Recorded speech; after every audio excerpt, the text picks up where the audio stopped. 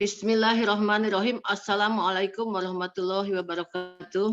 Waalaikumsalam warahmatullahi wabarakatuh. Alhamdulillah kita sudah mendengarkan bersama-sama surat Al-Ghasyiyah yang telah dibacakan oleh Bunda Darmi. Untuk selanjutnya marilah kita mendengarkan kajian secara mendetil dari Bapak Ustadz kita, yaitu Bapak Ustadz Rijal Ahsani. Assalamualaikum Pak Ustadz, sehat? Waalaikumsalam warahmatullahi wabarakatuh. Semuanya sehat, Bu?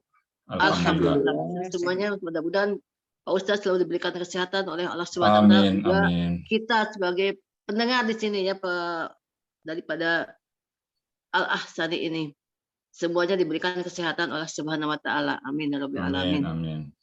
Untuk selanjutnya marilah kita mendengar kajian daripada Pak Ustadz ini, dan nanti untuk selanjutnya silahkan ada yang mau bertanya atau mau memperkenalkan diri pada pagi ini, silahkan.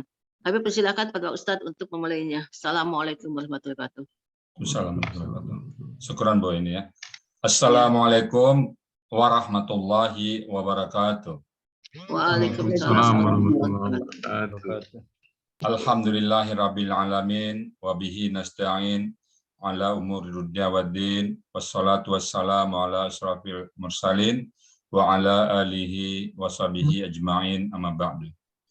Qala Allah Ta'ala fil Qur'anil Karim, Bismillahirrahmanirrahim, innahu laqur'anul karim fi kitabim maknun la yamassuhu illa mutahharun. Qala Nabi sallallahu alaihi wasallam, khairukum man ta'allama al-Qur'an wa 'allamahu.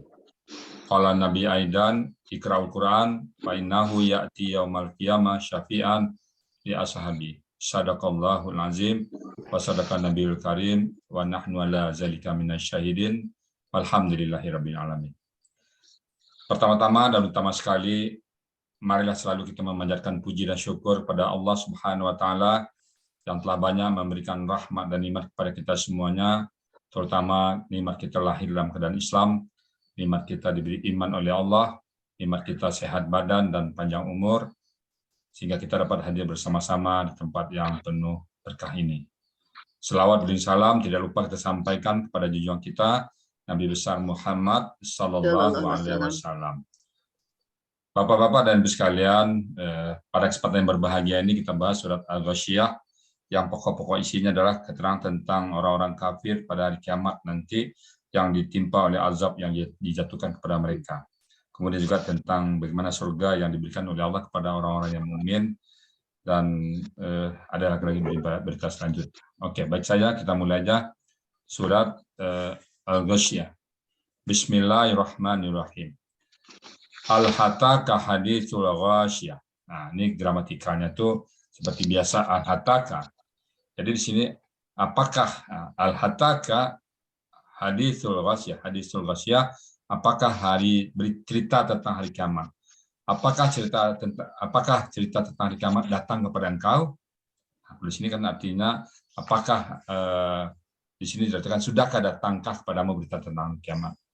Sebenarnya yang itu tuh, apakah cerita tentang hari kiamat sudah datang kepada engkau?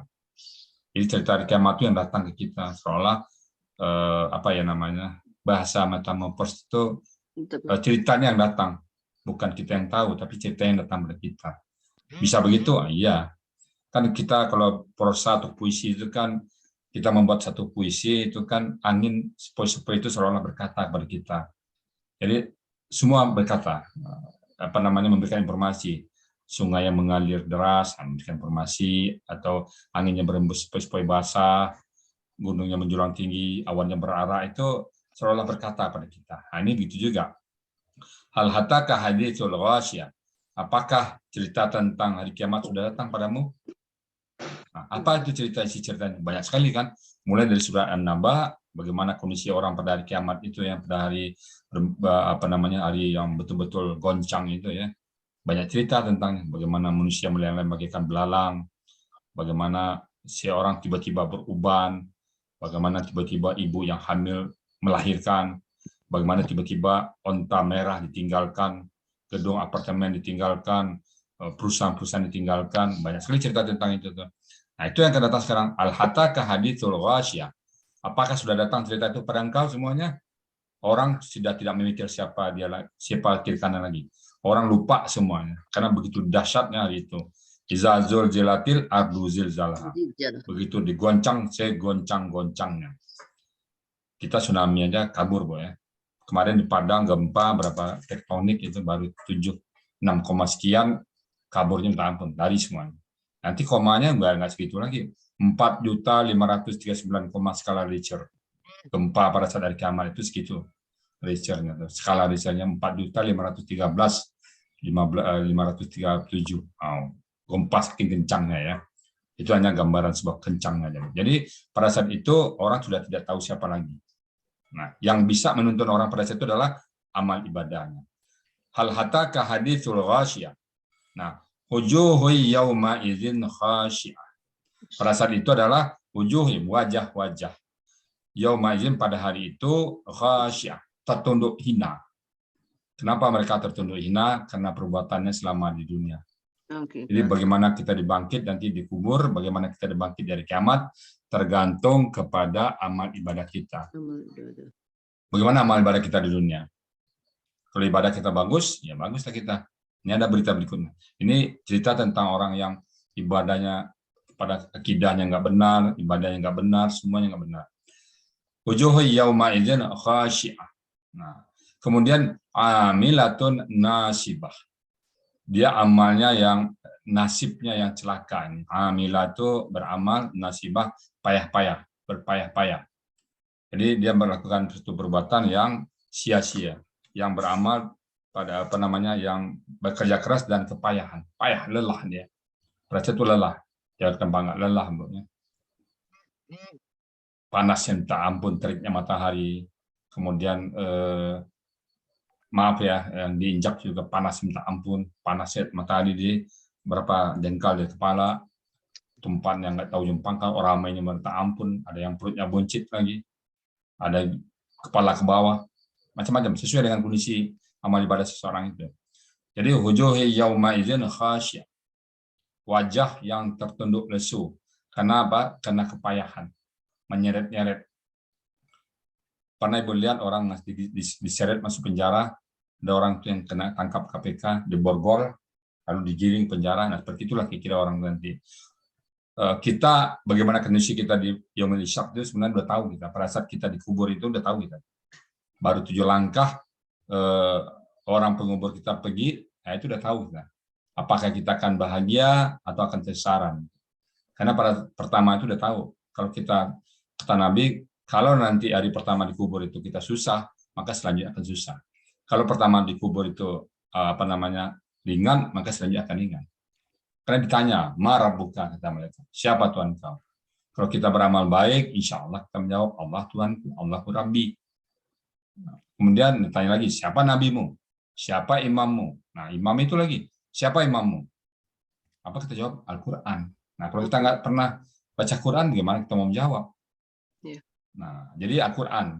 Jadi kondisi orang situ tuh betul-betul hamilatun nasibah.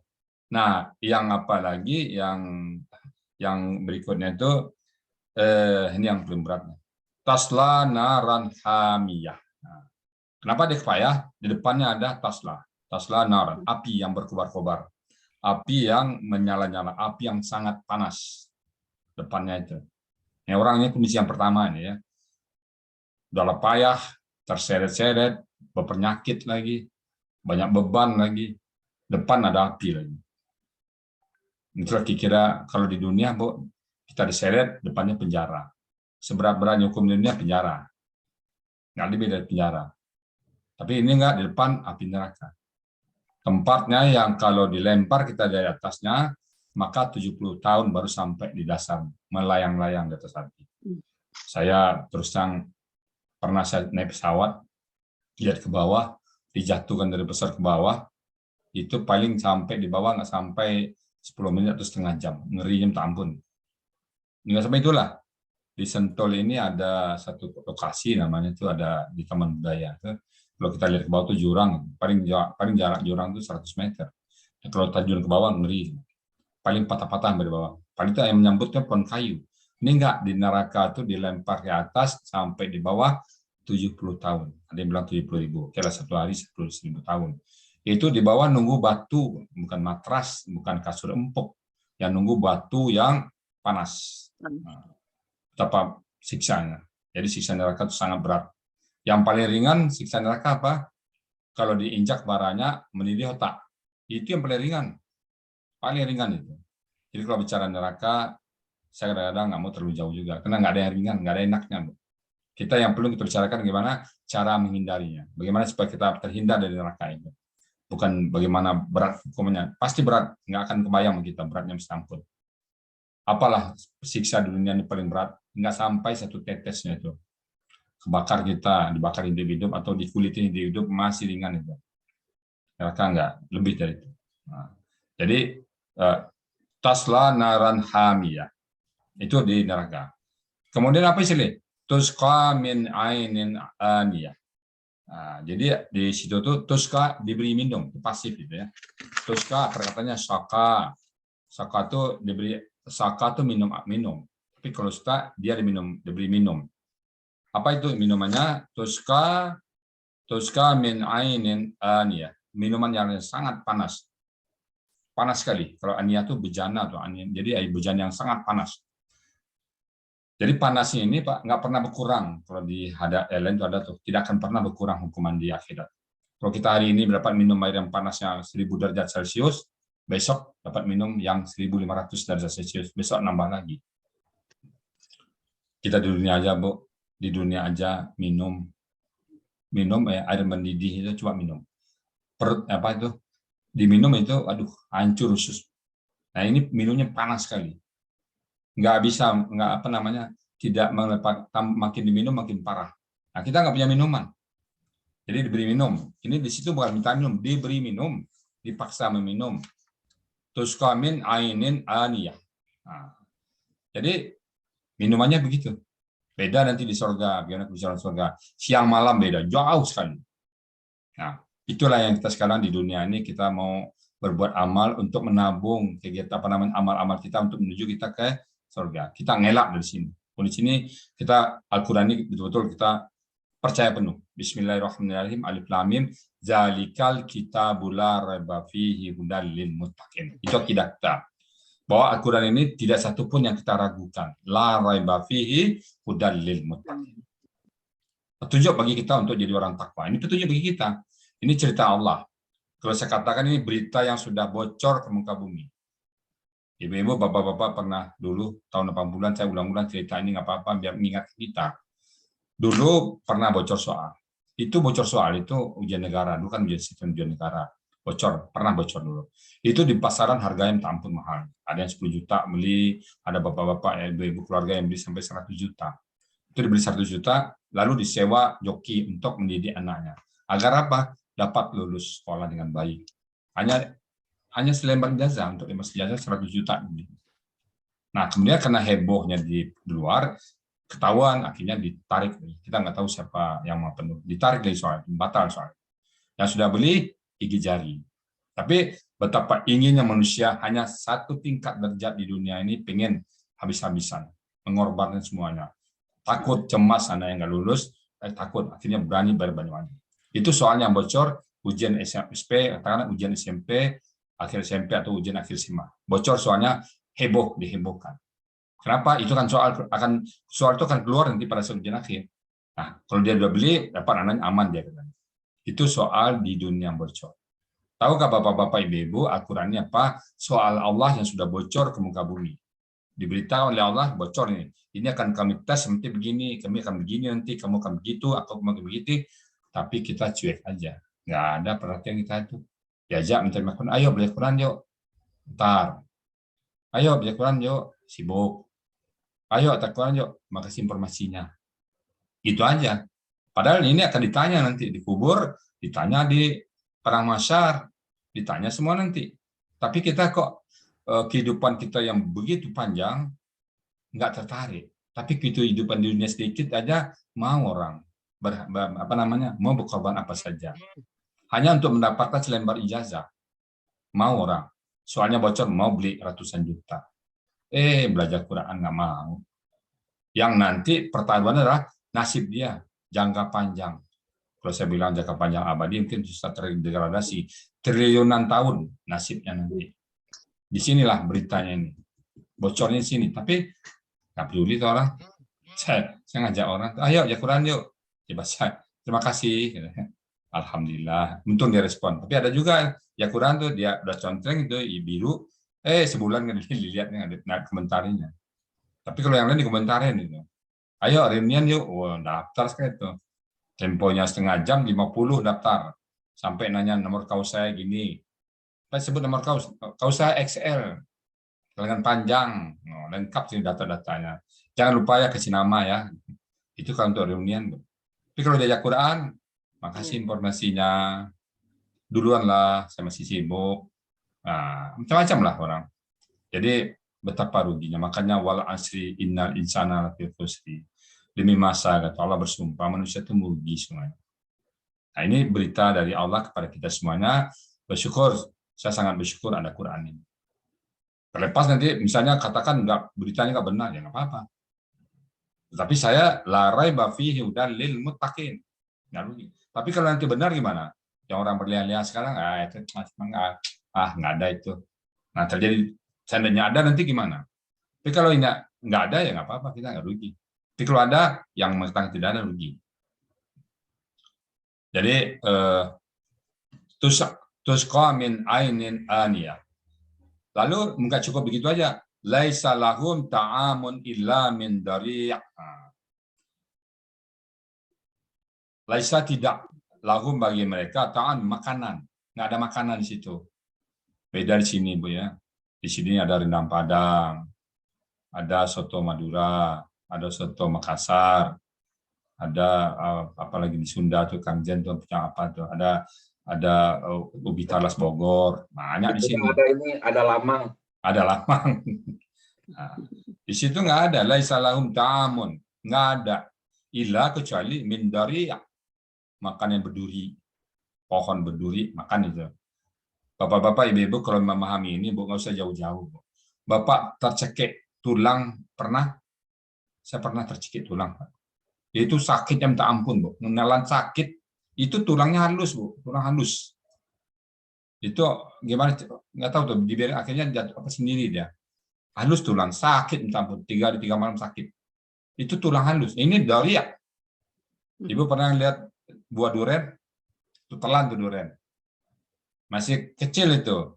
Pernah lihat pohon salak? Durinya itu? Nah, itu yang masuk ke kerongkongan. Hancur usus itu. Nah, itu dari itu. Tidak ada makanan kecuali ila min dari. Pohon yang betul-betul berduri. Airnya panas. Pohonnya berduri. Apa enaknya itu? Ini berita dari Allah ke kita nih. Kalau kita begini, ini akibatnya. Percaya? Nggak percaya? Itu our choice, pilihan kita. Saya percaya penuh. Karena saya ditantang waktu itu, in kuntum fi raibin mimma nazzalna 'ala abdina fa'tu bi suratin min misli. Wa ja'u syuhadakum min dunillahi in kuntum shadiqin. Saya udah coba menentang, nggak bisa saya. Makanya sikap saya percaya penuh dengan berita apapun yang dari Quran. Percaya penuh. Nggak berani mengatakan ini cerita nggak berani. Apapun sekecil apapun berita Quran saya percaya penuh. Satu alif pun beritanya saya percaya. Jadi laisa lahum ta'amun ila min dari'. Tidak, makanan itu makanan berduri. Nah, kemudian la yusminu wa la yughni min du'a. La yusminu itu di akar katanya. Nah, ini kita main akar kata dikit. La yusminu, akar katanya apa itu? Samana. Nah, samana itu gemuk. Nah, kalau yusminu, Ibu Ida, itu polanya pola af'ala. Bentuknya KKSAD. Nah, yusminu ya. Kita uraikan sedikitnya. Bentuk KKSAD. Kenapa KKSAD? Ada domah yu dan domah nun. Lalu pelakunya siapa? Wa. Lalu akar katanya apa? Samana. Polanya apa? Pola af'ala. Kenapa pola af'ala? Domah sukun kasrah. Jadi kalau samana gemuk, kalau asmana menggemuk. Dan tidaklah makanan itu menggemukkan, wala yughni, dan tidak bermanfaat min ju', itu mengakibatkan lapar. tidak bisa mengatasi rasa lapar. Ya enggak, nambah lapar lah. Mau minum air panas, itu hanya sindiran Allah. Makan apa yang diberikan makan itu, kalau kita makan di dunia kan dari lapar makan jadi kenyang, minum jadi dahaga, jadi sejuk tenggorokan. Ini enggak ada sama sekali, nggak ada manfaat sama sekali. Jadi la yusminu wa la yughni min ju'. Jadi itulah kondisi orang di neraka. Bapak-bapak, ibu-ibu, kalau membayang ini nggak usah jauh-jauh lah. Ibu nanti habis ceramah ini, Bu, masak air, ya nggak usah sampai 100 derajat lah, sampai 50 derajat aja, minum itu. Kalau nggak sanggup minum itu, ya oke. Kalau nggak sanggup minum itu, ya jangan sampai larang Allah dikerjakan. Kalau nggak sanggup, ya. Tapi kalau sanggup silakan. Sanggup 60 derajat, tambah 100 derajat. Masih sanggup, tambah 500 derajat nanti. Kalau nggak sanggup, ya sudahlah. Sami'na wa ta'na. Apa kata Allah, kerjakan. Kata Allah, wa ma khalaqtul jinna wal insan illa liya'buduni. Tidaklah aku ciptakan jin dan manusia illa liya'buduni. Menyembah kepadaku, kata Allah. Ya, kita menyembahlah. Nah, kalau tidak tahan. Nah, ini kan kondisi soalan dari Allah yang bocor, ya. Bagaimana orang-orang penduduk neraka nanti kondisinya. Itu baru minum, ada makannya lagi, Bu. Belum lagi tempatnya, belum lagi hukumannya. Ini bicara makan minumnya aja baru. Ini masih bicara tentang konsumsinya. Belum bicara azabnya, belum bicara malaikat yang bagaimana garangnya. Belum ada, kalau malaikat itu sekali pukul, hancurin tak ampun. Nah, ini baru bicara makanannya. Ini baru bicara seksi konsumsi. Nah, ini makanannya. Makanannya, minumannya air panas yang mendidih, seperti nanti tambah air nanah yang mendidih. Sanggup minum air itu. Kemudian makanannya berduri-duri, panas lagi. Pakaiannya besi panas lagi. Ya, nggak ada yang enak, Bu. Nggak ada yang enak sama sekali. Maka tugas kita apa? Tugas kita lah menghindar dari situ. Ya Allah, Rabbana atina fid dunya hasanah wa fil akhirati hasanah wa qina adzabannar. Ya Allah, lindungi kami dari azab api neraka. Ya, kita berdoa seperti itu, ya. Kita berusaha. Kita tidak lagi bicara tentang neraka. Kita udah tahu kita. Paling ringan aja mendidih otak kita kalau diinjak sandalnya. Diinjak aja baranya mendidih otak. Apalagi kalau masuk ke sana. Kata orang Padang tuh kunun kok kunun. Itu aja yang rendah aja kita nggak sanggup. Orang nanti pada dicelup 1 detik aja ke neraka, maka hilang semua nikmat di dunia. Ditanya kepada dia, dicelup ke neraka itu, ditanya, bagaimana rasanya? Bagaimana kehidupanmu di dunia? Tidak nikmat sama sekali. Padahal di dunia dia tuh banyak.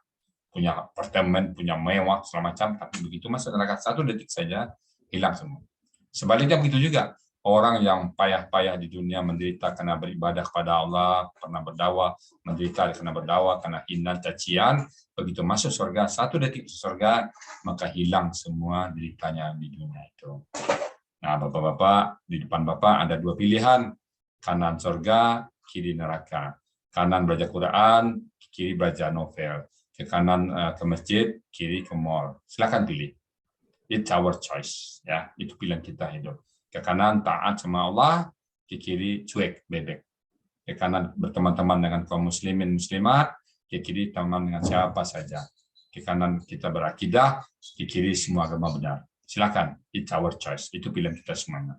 Allah sudah memberitakan sebuah konsekuensi yang akan kita tempuh nanti di masa yang sangat panjang apabila kita salah dalam menentukan sikap pada saat hidup kita di dunia. Demikian yang dapat saya sampaikan, karena ini berita tentang orang di neraka. Besok kita bicara tentang bagaimana kondisi orang di surga. Ini baru cerita tentang orang neraka, ya. Besok baru kita bicara wujuhi yaumaizin na'imah. Nah, tunggu tanggal mainnya. Demikian dari saya, lebih kurang mohon maaf kalau ada yang benar datang dari Allah Subhanahu wa taala, dan kalau yang salah itu murni dari saya karena kehilauan saya, karena kelemahan saya. Billahi taufiq wal hidayah. Assalamualaikum warahmatullahi wabarakatuh. Waalaikumsalam warahmatullahi wabarakatuh.